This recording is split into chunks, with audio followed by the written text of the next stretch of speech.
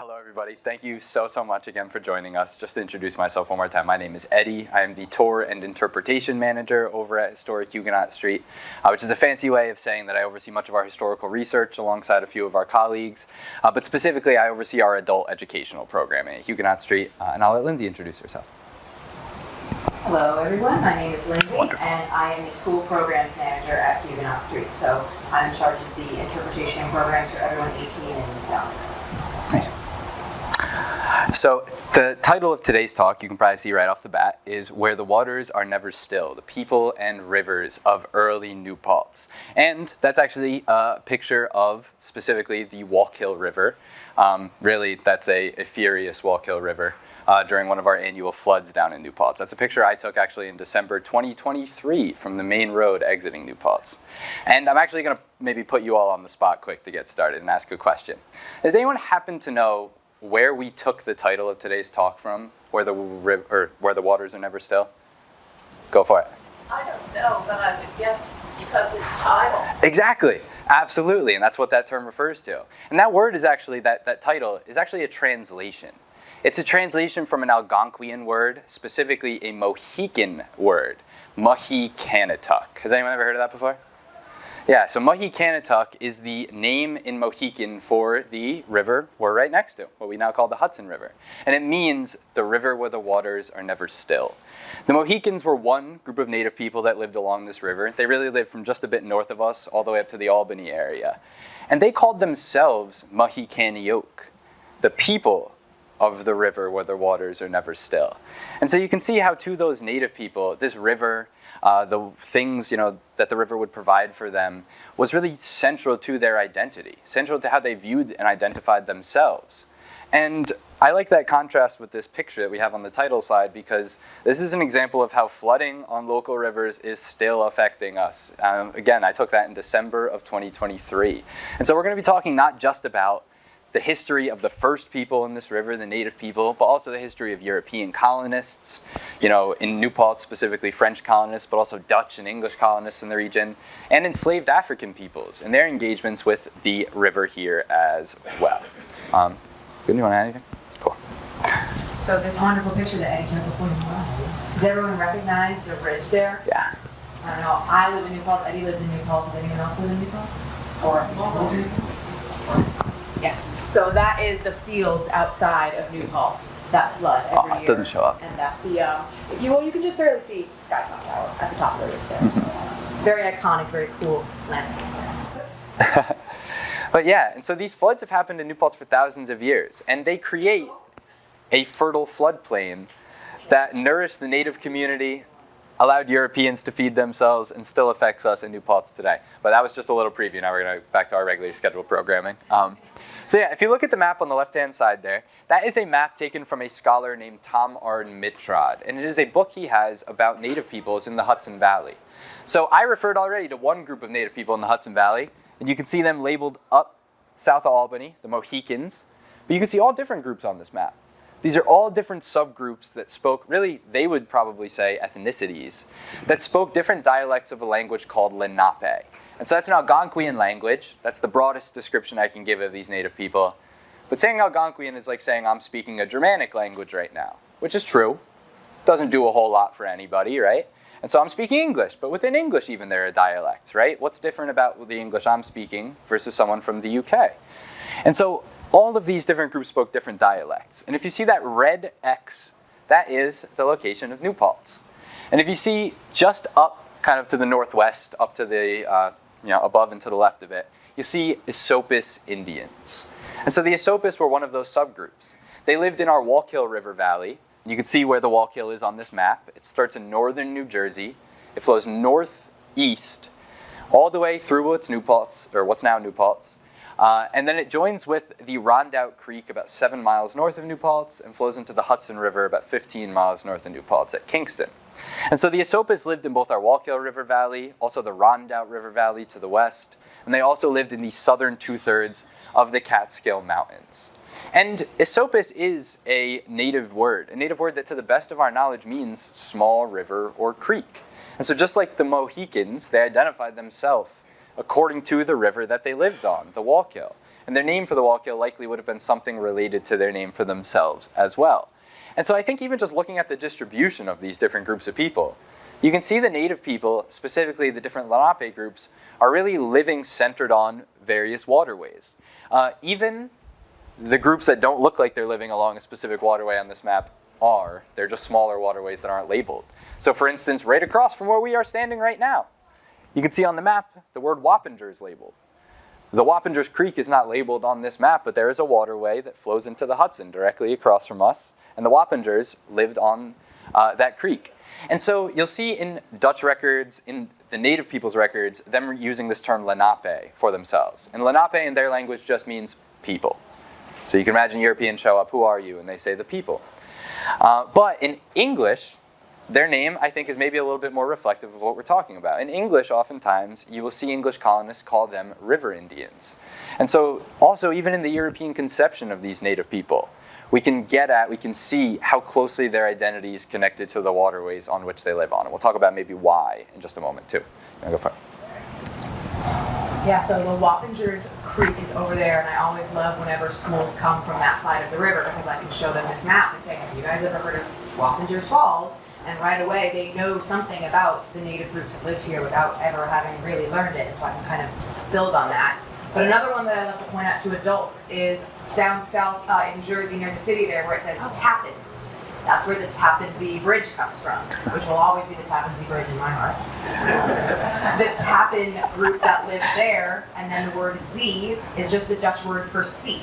The river widened so much of that part that they referred to that region of the river as the Tappins Sea. It was the sea of that native people. So every group is pretty much being identified with a water source. So you can't really talk about native history without talking about rivers in this area. Yeah, and then I can talk about Hendrik Appelman too.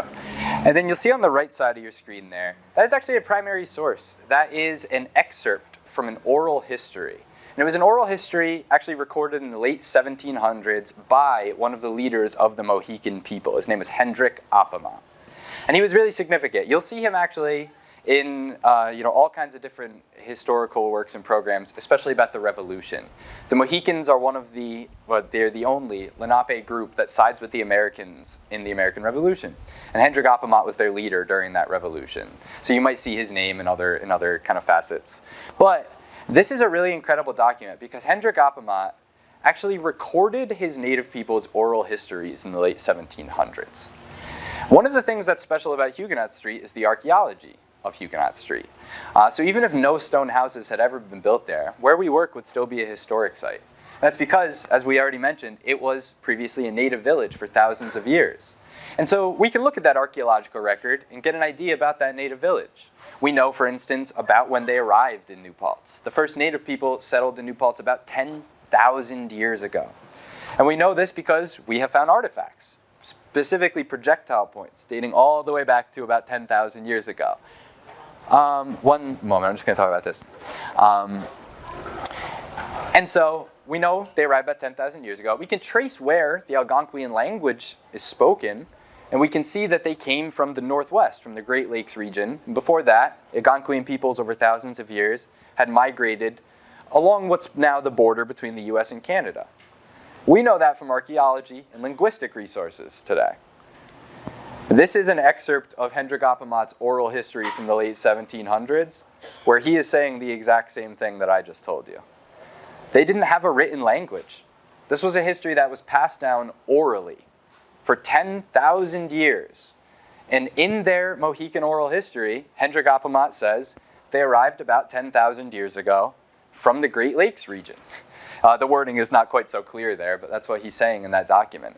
And so it's incredible, and I think we can see maybe why rivers were so central to their identity, not just because of what it meant in a present tense sense, not just because of the transportation it allowed and the food sources it allowed, but even how they trace their history. And that you'll see in this, Hendrik Appelman says, we chose this spot to live because while we were migrating from the Great Lakes region, we saw this river, we saw the bounty this river provides here, and this reminded us of the homelands we migrated from, and so this is where we decided to stay. And I think it's an incredible example of the native people's, again, identity with this landscape as well. So yeah, should we flip to the next one? Do you want to start off with one? And so this here is actually a picture that is taken on Huguenot Street. This is our replica wigwam that sits on the lawn right when you enter Huguenot Street. It is a replica, so it is not original because it's made entirely out of plants, unlike the stone houses that surround it. But it is based on an archaeological find on that exact site. So we know that there was a wigwam there hundreds of thousands of years ago. And it's in a really great location. You can see why people would want to live there.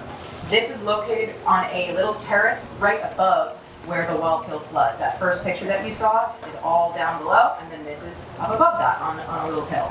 And so it gives them a place to live where they can access that fertile farmland and that river, but they don't have to worry about their village flooding. Mm-hmm. And sure enough, when the Europeans arrived, they decided to build their houses and village right in the same place. Mm-hmm. Yeah, that last point is, I think, my favorite one too. This picture gives a sense, right, of this wigwam kind of standing off alone on Huguenot Street. This picture might as well be taken from the front porch of our visitor center. So, right, like we found the remnant of that wigwam directly next to the oldest stone houses on Huguenot Street. And so today, if you visit New Paltz, our village really begins on this terrace up above that floodplain, and it only develops to the north and south along that terrace and to the east towards where we're standing today, the Highlands along the Hudson. And the village really ends where that terrace ends, right in back of the wigwam. And that's today. If you go just across that river, the Wallkill, you'll find fields on the other side where today people in New Paltz farm that land in order to nourish the community that lives there. And if you arrived here 600 years ago, you would find people, the native people, living in the exact same distribution on the landscape. Their wigwams on that terrace to the north, south, and east, farming the exact same fields that we farm in New Paltz today. And this would go for any of our surrounding towns, be it Kingston, be it Wappingers, be it Shangum. Any of these towns are going to have this same parallel between our distribution today based on rivers and waterways and the distribution at which native people would be living as well. Yeah. Yeah. But this painting gives us a far more tangible example of what that community would have actually looked like. So this painting was done by a historical painter, a local as well. His name is Len Tantillo. And he's significant for being easy way of maybe summarizing it is an archaeological painter. He'll look at archaeological records and then reconstruct what a space might have looked like at a given time based on our archaeology. And so this is Len Tantillo's depiction of Esopus people on the Wallkill River just down beneath our wigwam. Again, you can see Skytop, the kind of iconic ridge in the Shangum Mountains up and back of New Paltz there. And so this is based on real records we have on Huguenot Street. This is based on records of what they're hunting with. I mentioned the oldest projectile point is a spear point. That would probably be similar to the spear that's being used there. We have found, for example, sturgeon bones on Huguenot Street. And yet, this image is actually not accurate. Len Tantillo painted this because he looked through our archaeological records. He saw those sturgeon bones. But I'm going to hand it over to Lindsay. But does anyone have a guess or know why this painting is not accurate? Let me give it to you because the sturgeon, that's... The size of the fish. Yes, so that is a sturgeon, which is a huge fish. And you definitely can find them in this region, and definitely in the Hudson River, but they almost certainly did not make it all the way up into the smaller tributaries like the Wallkill. So were these people eating sturgeon and catching sturgeon? Absolutely. But they would come down here to do that in the Hudson. But otherwise, accurate painting, just not the right thing. And even that reminds me a bit of what Shirley said to lead us off, right? We think about the bridge as this great connector. But even for the native people, as we just talked about, the river would have been that same connector, connecting those different Lenape-speaking communities with one another. It's how someone from the Wappingers or the Esopus, for instance, might have communicated and traveled to visit family members in the Mohican tribe up by Albany. But it's also the great connector in an economic sense. Again, it's not that those sturgeon bones weren't being used on Huguenot Street. It's just that those native people were traveling the exact same way we travel. And they would have had to come to communities along this Hudson River in order to trade and to export, just as a town like Highland in the 1800s would have been a site where goods are being exported and sent up and down the river. And so I think there's also a parallel in this site of trade, this avenue of commerce we see in the river that would have existed far back in pre-contact times and still exists for us Europeans today as well. or Americans, should have said. Yeah. And speaking of Europeans, as the first colonization occurs in this region, it follows this same pattern as well. And part of that reason is just because, what we've been talking about, the rivers allow you the easiest form of transportation, the easiest form of commerce in our region. But also because the first Europeans colonizing this region are doing so for a particular reason. Who were the first Europeans to colonize our region? Does anyone know? The Dutch, that's right. And the Dutch aren't here for the same reason the English are. The English are coming at first really resettling large populations. Think like separatist communities. They might have a religion that's being persecuted in England. And so en masse, that whole community comes over to New England. Good save, Lindsay, good save. Here, it's much more based on commerce. And so here, they're really colonizing this region in order to trade with native people, in order to trade for the bounty of this landscape that the native people would be able to provide for them, specifically for furs, which would be heavily in demand in Europe at this time. And so, yeah, just gonna give a minute for everybody to feel free to move around, whatever you need to do, get comfortable. Everybody good? Great. But yeah, so if the Dutch are coming here for the reason of trading with native people, trading for furs specifically, on this map you can see the darker yellow areas are really the areas of dense colonization by the Dutch. From the 1620s, when the first communities are founded in what we'd now call New York City and Albany, all the way through the 1650s and 60s, when smaller towns in the Hudson River Valley are founded, like Kingston in 1652, like New Paltz in 1677. And because they're here to trade with the native people, they, in colonizing this region, follow the exact same distribution on the land as well. They're colonizing up along the Hudson, and they stop at Albany for a specific reason. Does anyone know why was Albany such a strategic point of colonization? Why would that be a strategic point to settle?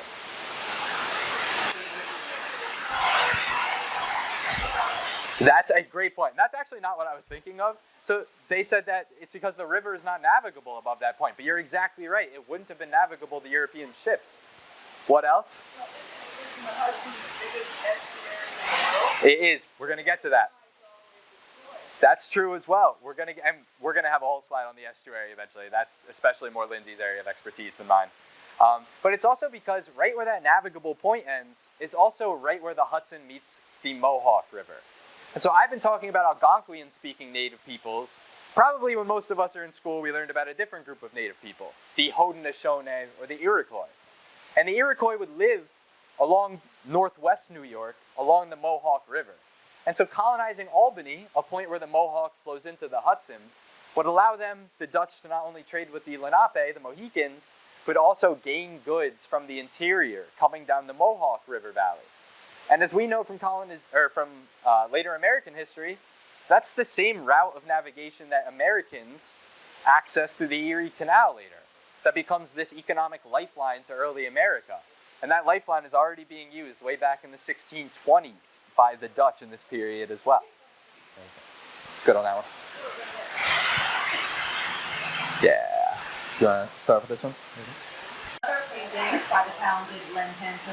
And this one is based on excavations and archaeology done in the city of Kingston, which of course the Dutch called the Viltvik at first when it was founded in 1652.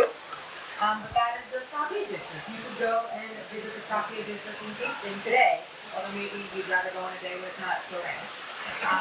But as you can see, Kingston, another city here located along a river. That's, of course, the Hudson, but then it's also very close to the confluence of the Wallkill and the Ronda. And so by putting it there, it was the first Dutch settlement between Albany and New York City.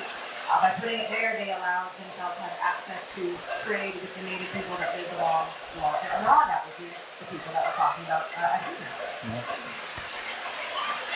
And I mean, I was just struck looking at this painting while Lindsay was talking, of just how well Tantillo really gives us a sense of that. I mean, you can get a sense of this being a low-lying community in what's now Kingston there. You can see the water gathered on each sides of that community. And you can get this idea of, again, they're farming just outside of where they are building that walled village. And this is going to be a parallel we're going to see with New Paltz in just a moment as well, too. Yeah. And so this is a page, an excerpt from the founding land agreement from New Paltz in 1677. And so New Paltz is a little bit different culturally from the other villages in our region, and that it's not founded by the Dutch, but really it's founded under the Dutch government by French-speaking Protestants, specifically French-speaking people from what we would now call Belgium. And those French speakers had already been migrating, escaping economic hardship, but also religious persecution. And they had tried a few times to find a home. They had tried to settle in Germany. And due to warfare between Germany and France, they're forced to leave. They arrived to Kingston in the 1650s, and they settle in Kingston. And there they experience a war fought between native people and the Dutch in our region. And finally, in 1677, these French Protestants sign this land agreement with members of the Esopus native community. And this is done because of the wars I just mentioned, which for our talk today, we're not going to dive into the details of those wars, but if anyone is interested, really the point at which the Dutch come to be the kind of dominant power in this region, as opposed to being really at the mercy of the native people, is two wars that are fought from 1659 to 1663, called the Esopus Wars. When those wars end, the Dutch are still here, native people are still here, but the difference is they're both weakened. And it's no coincidence the English take over this colony in that period. And as the English are looking to control the colony, cement their control and expand it, they encourage Europeans to sign land agreements where they found new towns. And they're founding new towns under the English government, but they have to get permission from native people to settle in these new places first to prevent any further warfare. And so this is a page, specifically the page showing the signatures of the native community from the New Paltz Land Agreement in 1677. So at the bottom, you'll see two columns. Each of the columns on the left side has the names of the native people poorly transcribed in Dutch. They don't do a very good job of it. In the middle, you'll see these symbols. Those symbols are the signatures of the representatives of the Esopus, written in their hand in 1677. And then to the right, it says either his mark or her mark, being that the Esopus were a partly matriarchal, partly patriarchal tribe. Men and women shared political power in their society as well. And in the excerpt on the right, again, I'm having to hold myself back from talking too much about this land agreement because it's kind of my bread and butter. They trade, really, the Europeans received permission to reside on 40,000 acres of native land. 40,000. And they phrase this agreement in such a way that the native people still have the right to access and use the land fully. And they retain that access for about 100 years, all the way through the Revolution. And if you're a native person, in your idea of land ownership, the fact that you explicitly have this usage rights means to you that you own it. But they also include on the next page very complex legal jargon to say that even though they can access it, the native people no longer own the land. This is intentionally done to exploit the native people and take that ownership away from them. But I'm going to take us back to that idea of 40,000 acres, because they don't just arbitrarily choose where these 40,000 acres are. And so on the right, what you have transcribed here is actually the boundaries of our land agreement. The sentence starts right after my favorite part of the agreement. The western boundary, the southwest boundary, was a point on the mountain called, in their language, Magank. And that's where we take our word Mohonk from, for the famous Mohonk Point and Lake on the Shanga Mountains up above New Paltz. And that was one of the boundaries. But you can see here the other boundaries. I mean, when they're listing what's included in the land that they're purchasing, they're saying mountains, vales, and waters, etc. And they're saying, even though we're only buying these 40,000 acres, we still have the right to build a road where we can freely travel from the northern part of these 40,000 acres, which we now call Rosendale, from Rosendale to the Rondout Creek. And so even for these Europeans in New Paltz, having access to that Rondout Creek in order to trade and move the goods that they're growing in the newly founded community is vital. You can see again when they're listing the usage rights that the native people still have, they're specifically including things like fisheries on that land. Maybe hearkening back to that Lentantilla painting we just showed as well. Yeah, pass it off. So I have a little handout that you guys can pass around, and I luckily laminated it. And it is two different copies of maps, sort of drafts of maps of this land agreement. So the land patent that was purchased by the colonists in 1677, and it shows very clearly that rivers are the boundaries and the landmarks of the land patent. And so with the two different copies, they have different levels of detail. But if you happen to live or if you're familiar with the area, I'm going to pass it around and you can see if you can figure out like where Mohawk is, where the different rivers are. So, interesting. For the next one?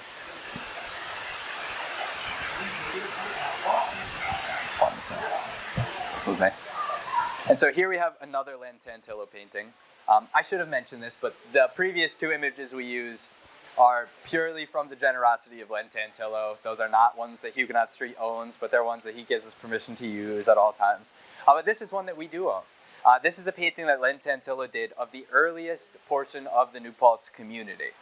And in one sense, you can get an idea again of New Paltz being built on that terrace.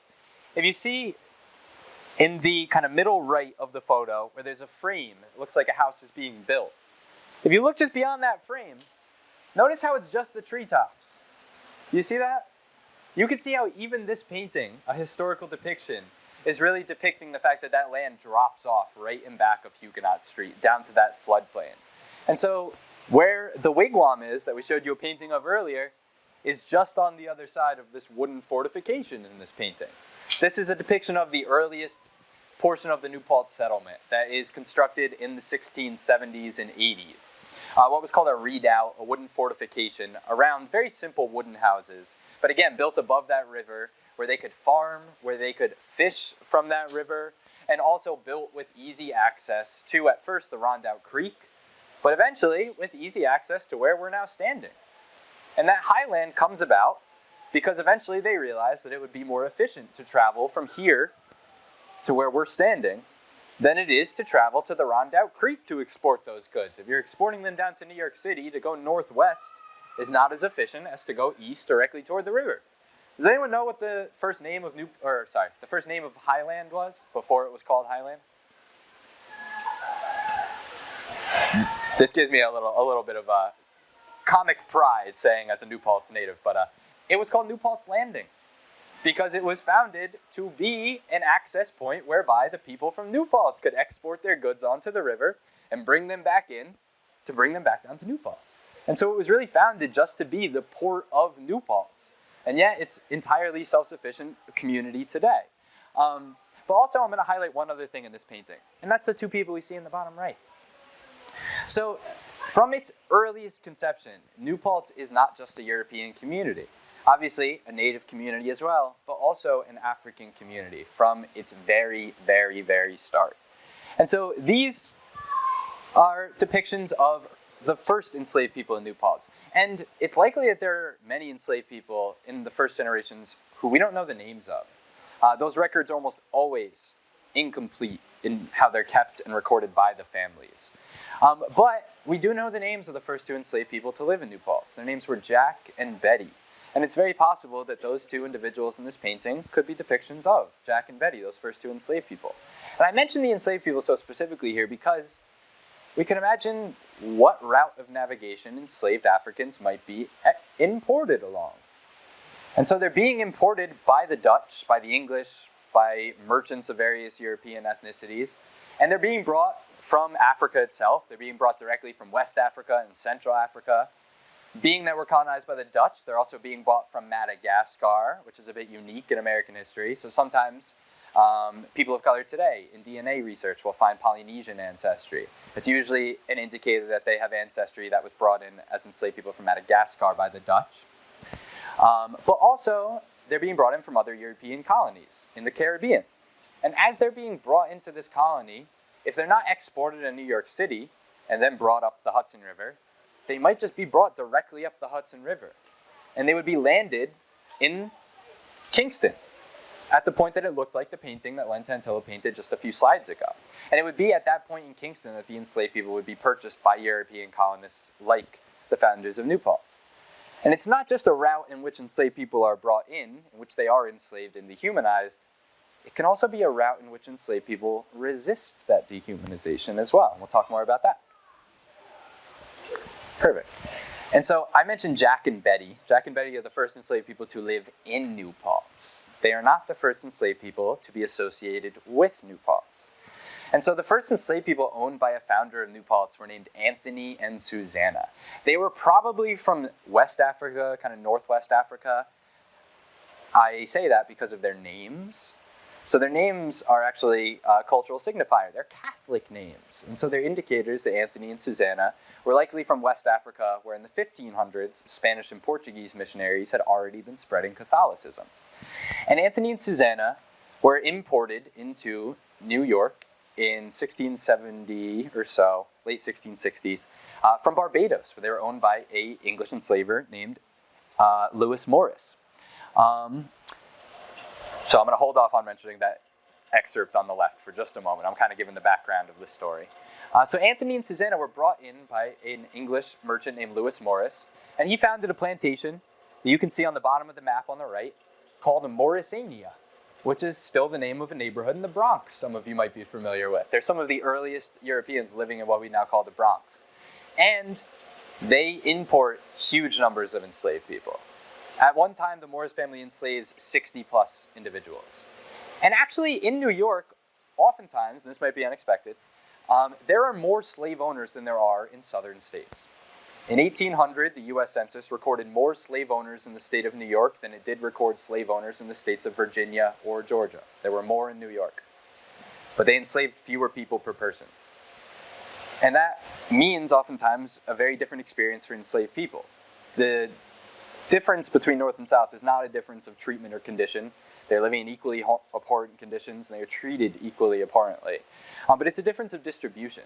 Enslaved people in Dutch New York are most often living in smaller holdings. There are fewer enslaved people owned by a greater cross-section of the European population. So that being said, Anthony and Susanna being imported by an English enslaver who enslaved 60 plus people, very different than what the ordinary enslaved person owned by a Dutch New Yorker is experiencing. And Anthony and Susanna were actually taken from the English enslaver that owned them. They were taken when the English acquired the colony from the Dutch. They're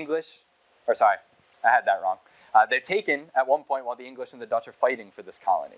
And the Dutch government sees this English guy and says, "You're an enemy of the Dutch government, we're taking your property." And that included his enslaved people. And the Dutch actually sent those two enslaved people all the way up to Kingston. We were able to find the document in the Ulster County Archives where they write to the sheriff in Kingston saying these people are to be sold in Kingston for the benefit of the Dutch government. And we know that Louis du Bois, the oldest of the French founders of New Paltz, purchases them in 1673. And within a couple months, they escape. This excerpt on the left is an excerpt, a transcription from Louis du Bois's complaint given in court in 1675, a complaint against Lewis Morris, the English enslaver, because Anthony and Susanna decided to flee from Louis du Bois and return back to the plantation in the Bronx from which they were taken by the Dutch government. And they likely did that because you can imagine when they're traded or sold to Louis du Bois, they've been separated from likely dozens of family and community members on that plantation. They're also been sold from an English enslaver to a Dutch one. And they might not even be able to understand the instructions given to them. They're also sent from New York City to the don't take any offense if you're from Kingston, but to the backwater that Kingston was at that point, right? And so this map is actually showing us, and you can also get a sense from the bold portion at the bottom of that complaint, where they go and how they get back down there to the Bronx. They cross the Hudson with the help of Wappinger's native people.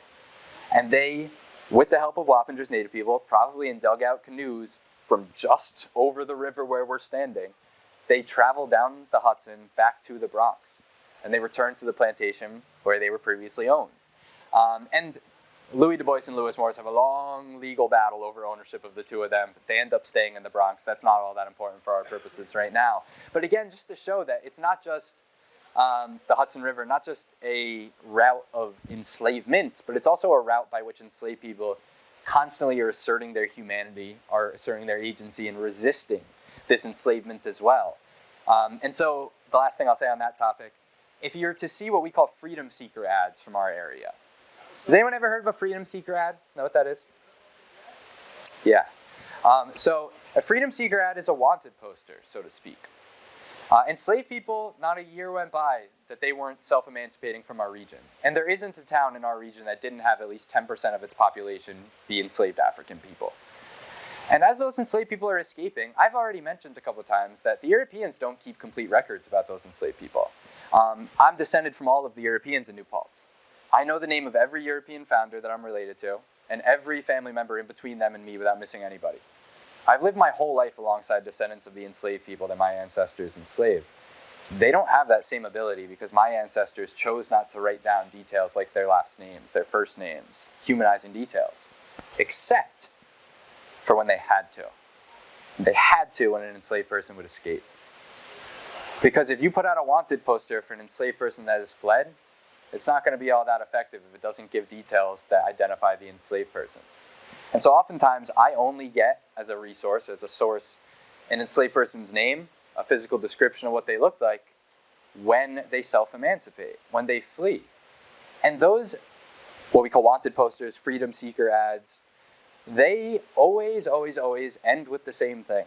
They say there's a reward given to anyone with information or anyone that recaptures those enslaved people, but they also always threaten a penalty against any ship captain offering passage to those enslaved people. And often when I'm talking to guests, they see that and they think, oh, right, like over the ocean, back to Europe or to Africa, or maybe up the river to Canada. And we often point out that no, that's actually threatening ship captains in places like Highland, in places like New Paltz Landing. And it's threatening them from bringing enslaved people across the river. And so I mention all of this not just because it's a route of resistance by enslaved people, but because it was also a huge cultural boundary. We take this for granted. We take for granted that if I want to go visit my friends in Poughkeepsie, I can just do that. When my grandpa was a child, he couldn't do that so easily. He was born in 1920, and at that point there were 2 crossings between New York City and Albany. 2? Did I have that right? I think it was 2. There might have been 3. 2. Right? 2 crossings between New York City and Albany. And so if you happened to be right here on one of those crossings, imagine how difficult that would be, even in the late 1800s, early 1900s, to cross this river. And so culturally, you have hugely different cultures on either sides of the river. And one of those cultural differences is you have more of an English cultural population in colonial times that is more likely to be against enslavement. And so you have history of the Underground Railroad on the east side of the Hudson River, where more often than not, the history here is of enslavement rather than of the Underground Railroad. And so again, that's why they're threatening enslaved people from crossing the Hudson. That crossing itself would be a kind of way of getting away from the system of enslavement as well. Yeah, that's all. All right, you just have to process all of that. Now we're going to shift gears a little bit, yeah. Yeah, so up until now, the talk has been focused on people and rivers in early New Paltz, and we're just going to jump over all the intervening years now and talk a little bit about these valleys today, these river valleys today. So in case you didn't know, together the Rondout and Wallkill rivers, their watersheds make up the second largest estuary of the Hudson River. So the Hudson River is a huge estuary system, but then there's like little branches off of it. The only one bigger than this one is the Mohawk River, the one farther north. So, we might not think that, New Paltz, Highland, these little towns, but they were hugely important in the early history of New York. And that is reflected today. The settlement patterns of, New Paltz and all the cities and towns around here follow the same ones. They're always along the river. Everyone wants waterfront, riverfront properties for the beautiful views, but then what happens every spring, and usually in the fall too, is those beautiful properties flood. And that's just the way that it is. And especially today, because there are not as many trees as there used to be, there's not as many wetlands as there used to be, specifically because those wetlands were turned into farms. Yes, the native people farmed them for thousands of years, but they obviously had more responsive and sort of ecologically conscious practices than some of the ones used today. And so I have another little handout just of the Rondout and the Wallkill watershed, so you can see just how much area they cover. I think that my map here is actually incorrect. I think it might even be closer to 2,000 per mile, so feel free to correct me if you want to look at that. That's crazy.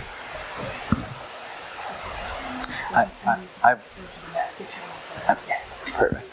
So yeah, once again, again, this wonderful picture that Eddie took of the flooding in the Wallkill. It's a fact of life that we have to deal with, but I'm a little bit comforted by thinking that it's a fact of life that we have been dealing with here for literally thousands of years.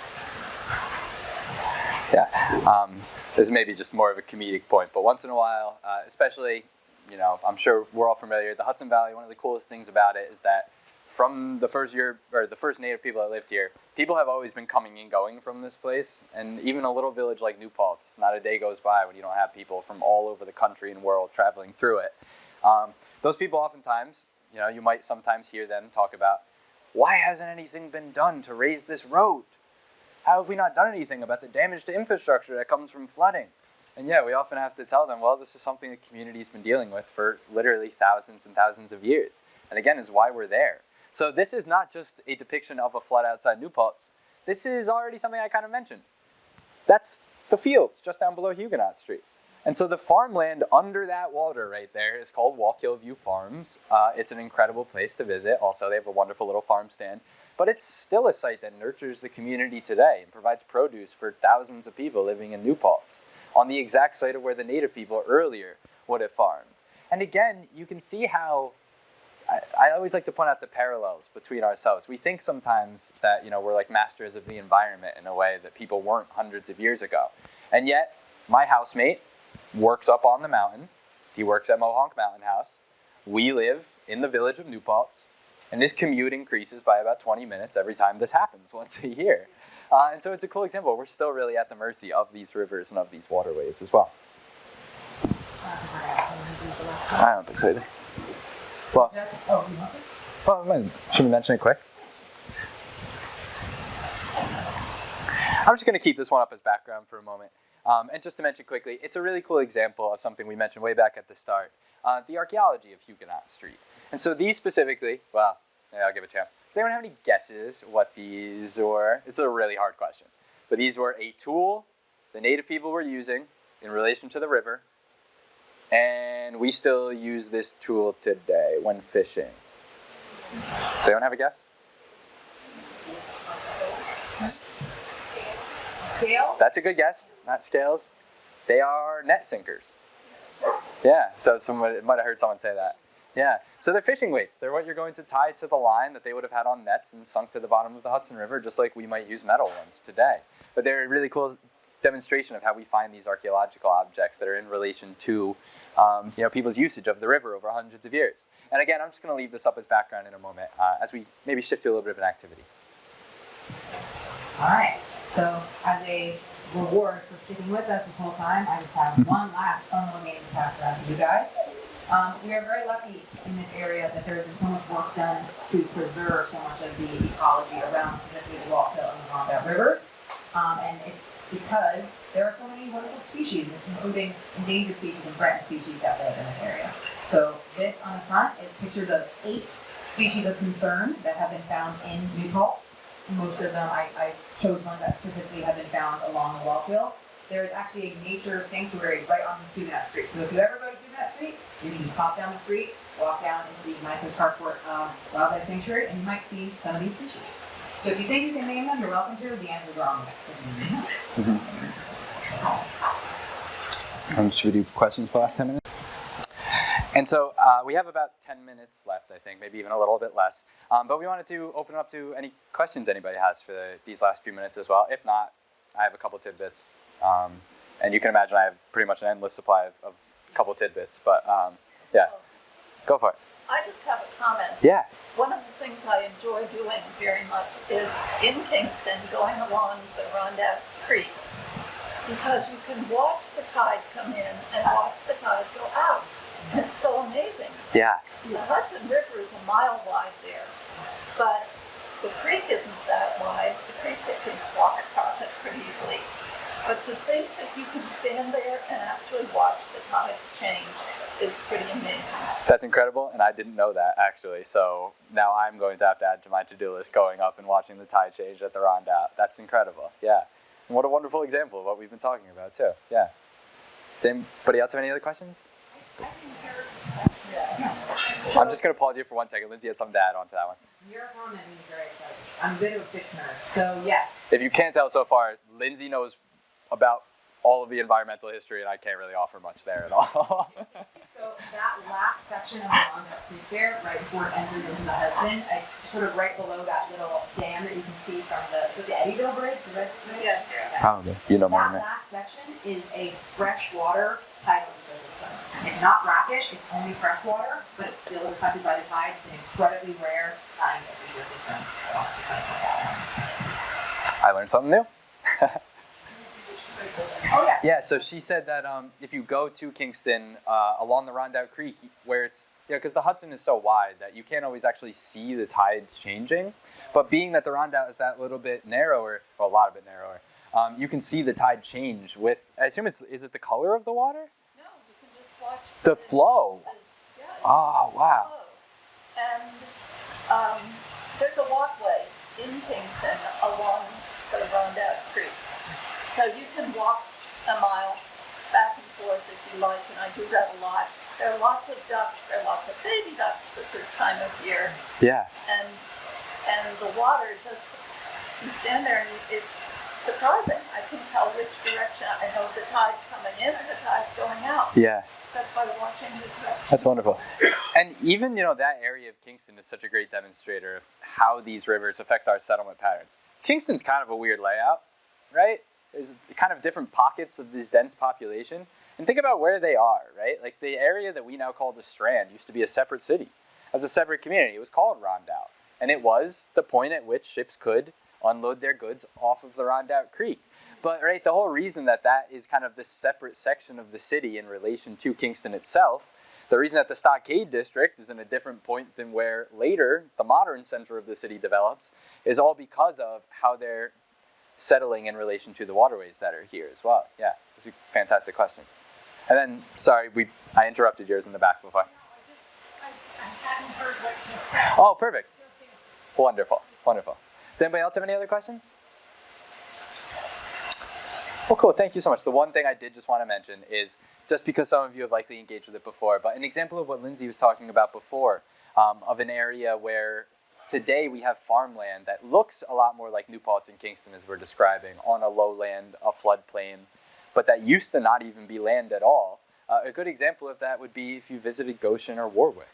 Goshen and Warwick used to be completely underwater. When I look at historic records, they're not called that, they're called the drowned lands. And most of it was underwater. And it was Europeans draining those floods, those seasonal marshes of the Wallkill River, that allows such great farmland, what we call the Black Dirt region down in southwest New York today. But that's a great parallel of what we're talking about as well. Yeah. Cool. If no other questions, I'll just say, and I'll pass it off to Lindsay in a moment, but just say thank you all so much for coming. Not just because I'm sure you can tell this matters a lot to Lindsay and I, but also because we really enjoy doing this, not just we think it's important, but we have a lot of fun doing it as well. And I really encourage you guys to come and take a tour with us at Historic Huguenot Street. Those are offered Wednesdays through Sundays. I'll let Lindsay plug some of the children's education programming we do. But forgot the last thing I was going to mention, so I'm just going to pass it off. Thank you all so much one more time.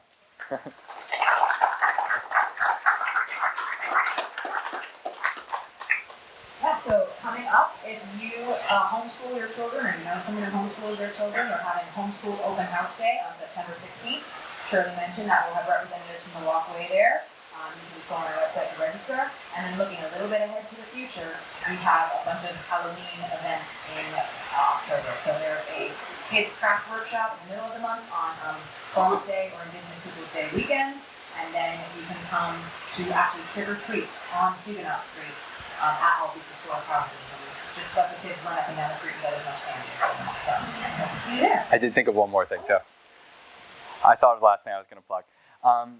One of our roles today is, we're really proud to be not just kind of rebuilding a relationship and rebuilding a history that was partly erased, a history of, people of color in our region from the earliest conceptions of our towns like New Paltz, but also that Native history.